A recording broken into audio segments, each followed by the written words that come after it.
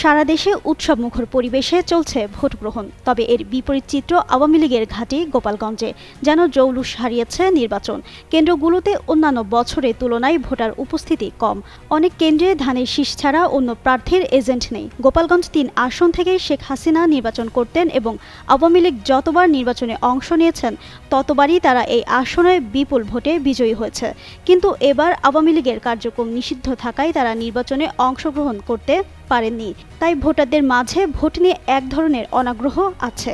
আওয়ামী লীগও এখানে ভোট বর্জনের ডাক দিয়েছে। আওয়ামী লীগের এই ভোট বর্জনের ডাক গোপালগঞ্জেই সবচেয়ে বেশি কার্যকর হবে বলে ধারণা করছেন স্থানীয়রা।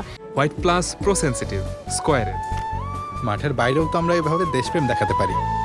তবে আওয়ামী লীগের পদধারী নেতারা প্রকাশ্যে এসে ভোট বর্জনের মতো কোনো কর্মসূচি দেয়নি, কারণ তাদের অনেকের নামেই মামলা রয়েছে, কেউ কেউ জেলে। তবে সাধারণ ভোটারদের মাঝে ভোট নিয়ে আগ্রহ কম হলেও প্রার্থীদের এজেন্টরা আশা করছেন বেলা বাড়ার সঙ্গে সঙ্গে ভোটার উপস্থিতি কিছুটা বাড়তে পারে। তারা আশা করছেন ৫০% ভোটার উপস্থিতি